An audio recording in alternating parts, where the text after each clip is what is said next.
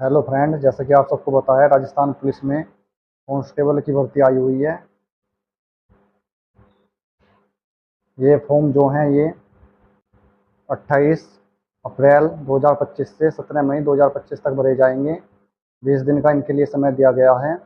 और इसमें आगे लिखा हुआ है कि आवेदकों को सलाह दी जाती है कि ऑनलाइन आवेदन की अंतिम तिथि का इंतजार किए बिना समय सीमा के अंदर ही ऑनलाइन आवेदन कर दें। और अंतिम तिथि के पश्चात 18 मई 2025 से 20 मई 2025 तक 3 दिवस तक आपका जो भरा हुआ फॉर्म है उसमें आप संशोधन कर सकते हैं। और जो भी आपकी भरते समय गलतियां हो गई हों, त्रुटियां हो गई हों, उनमें आप सुधार कर सकते हैं। और ये इसमें साफ तौर पर कहा गया है कि आवेदक द्वारा केवल एक ही आवेदन किया जा सकेगा। संलग्न रिक्त प्रपत्र में अंकित जिला, यूनिट, बटालियन में से किसी एक के लिए ये आवेदन मान्य होगा। एक ही जिले के लिए, एक ही यूनिट के लिए और एक ही बटालियन के लिए आप आवेदन कर सकते हैं। इसके नीचे ये आवेदन की प्रक्रिया दी हुई है कि आपको आवेदन कैसे कैसे करना है। ये नोटिस हम अपने टेलीग्राम चैनल गुरुकुल परीक्षा हब पर डाल देंगे। हमारे टेलीग्राम चैनल का लिंक आपको डिस्क्रिप्शन में मिल जाएगा, तो आप डायरेक्ट जाके पूरा नोटिस राजस्थान पुलिस का वहाँ से पढ़ सकते हैं। चलते हैं इसमें आगे। आपको ये सब प्रक्रिया पढ़ लेनी है। जो इसमें इम्पोर्टेंट बातें हैं वो हम आपको बता देंगे। बाकी आप नोटिस टेलीग्राम चैनल या डायरेक्ट साइट से पढ़ सकते हैं। तो इसमें नंबर 2 पर दिया गया है पंजीकरण शुल्क। ये है सामान्य वर्ग यानी कि जनरल, क्रीमी लेयर ओबीसी और जो राजस्थान से बाहर के निवासी हैं उन सभी के लिए 600 रुपये है। और जो नॉन क्रीमी लेयर पिछड़ा वर्ग में आते हैं या अति पिछड़ा वर्ग में है, AWS में आते हैं, SC में हैं, ST में हैं, TSP में हैं, तो उनके लिए 400 रुपये की फीस दी गई है। इसके बाद चलते हैं अब आगे। इसमें महिलाओं के लिए 33% आरक्षण दिया हुआ है। जो सीटें महिलाओं के लिए आरक्षित रहेंगी। इसमें भर्ती हेतु योग्यता दी हुई हैं। अभ्यर्थी सबसे पहले तो वह भारत का नागरिक हो या भारत के अलावा नेपाल और भूटान का नागरिक भी चल जाएगा। दूसरा, उसे देवनागरी लिपि का ज्ञान हो। तीसरा, इसमें न्यूनतम योग्यता जो है वो मान्यता प्राप्त स्कूल शिक्षा बोर्ड से 12th या उसके समकक्ष कोई योग्यता आपने कर रखी हो। और जो इसमें ड्राइवर की वैकेंसी है उसके लिए आपके पास ड्राइविंग लाइसेंस होना जरूरी है और वो भी हैवी होना चाहिए। और हैवी दिनांक 1/1/2026 से 1 वर्ष पूर्व यानी कि 1/1/2025 से, यानी कि 1 जनवरी 2025 से पहला होना चाहिए, यानी कि 2024 तक का चल जाएगा, 25 का इसमें नहीं चलेगा। आयु सीमा में इसमें दिया हुआ है कि सामान्य वर्ग के पुरुष और महिलाओं की इससे 1/1/2008 से यानी कि 1 जनवरी 2008 से पहले की होनी चाहिए। 2007 तक जिसकी डेट ऑफ बर्थ है जनरल में वो फॉर्म भर सकता है। 2007 के बाद का नहीं भर सकता किसी भी कैटेगरी के लिए।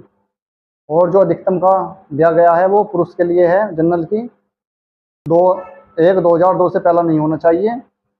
और महिलाएं 2/1/1997 जनरल के लिए। इसी प्रकार EWS SC ST के लिए जो पुरुष हैं वो 2/1/1997 से पहले ना जन्म हुआ हो और महिलाओं के लिए 2/1/1992। तो आप सभी को पढ़ लेंगे अपनी अपनी कैटेगरी के हिसाब से। इसमें ये शारीरिक मानदंड दिए हुए हैं। न्यूनतम ऊंचाई सामान्य क्षेत्र के लिए यानी पुरुष के लिए 168 होनी चाहिए और महिला के लिए 152। और ये 12 जिले से संबंधित है। पुरुष 160 और महिलाएं 145। न्यूनतम सीना पुरुषों के लिए होना चाहिए बिना फुलाव 81, फुलाने के बाद 86। कम से कम 5 सेंटीमीटर का फुलाव होना चाहिए। महिलाओं के लिए सीने लागू नहीं है। और वजन केवल महिलाओं के लिए है, पुरुषों के लिए लागू नहीं है। महिलाओं का वजन कम से कम 47.5 यानी कि 47.5 किलोग्राम से अधिक होना चाहिए। और इसी प्रकार यहाँ पर 43 किलोग्राम कम से कम। इसकी चयन प्रक्रिया देख लेते हैं। इसमें सबसे पहले होगी लिखित परीक्षा जो 150 नंबर की होगी। कांस्टेबल सामान्य की भी और कांस्टेबल चालक की भी। और कांस्टेबल बैंड वालों के लिए लिखित परीक्षा नहीं होगी, इनकी कोई भी परीक्षा नहीं होगी। शारीरिक माप, शारीरिक दक्षता आपको भी बताई थी हमने, पीईटी या पीएफटी, ये क्वालिफाई करना है कांस्टेबल सामान्य के लिए भी, कांस्टेबल चालक के लिए भी और कांस्टेबल बैंड के लिए भी। दक्षता परीक्षा ये सामान्य के लिए नहीं है, कांस्टेबल चालक के लिए इसके 30 नंबर मिलेंगे। ये ड्राइविंग करके दिखानी पड़ेगी वहाँ पे।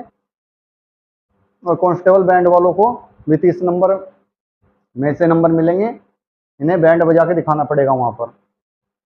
विशेष योग्यता एनसीसी, होमगार्ड, एटीसी के लिए जिनके पास प्रमाण पत्र हो उन्हें 20 नंबर मिलेंगे सामान्य कांस्टेबल को, और कांस्टेबल चालक और कांस्टेबल बैंड में ये लागू नहीं होंगे। कुल अंकों का योग सामान्य कांस्टेबल के लिए 170 में से नंबर आएंगे, कांस्टेबल चालक के लिए 180 में से, और कांस्टेबल बैंड के लिए कुल 30 नंबर में से। यह दिया गया है। लिखित परीक्षा में 3 सब्जेक्ट होंगे, 3 विषय का ज्ञान। पहला है विवेचना, तार्किक योग्यता, सामान्य गणित एवं कंप्यूटर का सामान्य ज्ञान, 60 नंबर का है, 60% आएंगे। दूसरा है सामान्य ज्ञान, सामान्य विज्ञान, सामाजिक विज्ञान, करंट अफेयर और महिला एवं बच्चों के अधिकारों व उनके राजस्थान सरकार द्वारा प्रचलित सरकारी योजना से संबंधित जानकारी। ये 45%, 45 नंबर के आएंगे।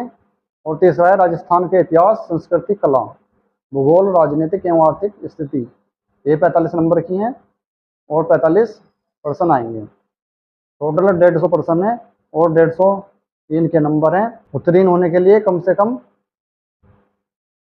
सामान्य, ईडब्ल्यूएस और पिछड़ा वर्ग के अभ्यर्थियों को 40% अंक प्राप्त, 40% प्राप्तांक प्राप्त करने होंगे, और एससी और एसटी को कम से कम 36% अंक प्राप्त करने होंगे। जिसके से कम नंबर हैं वो फेल माने जाएंगे। लिखित परीक्षा ओएमआर बेस्ड होगी, और ओएमआर आधारित परीक्षा जून जुलाई 2025 में आयोजित किए जाने के संबंध में संभावना है। इसके लिए अलग से आपको सूचित किया जाएगा। शारीरिक दक्षता में आपको कांस्टेबल, सामान्य चालक और बैंड के लिए पुरुषों को 5 किलोमीटर की दौड़ 25 मिनट में और महिलाओं को 35 मिनट में 5 किलोमीटर की दौड़, भूतपूर्व सैनिकों को 30 मिनट में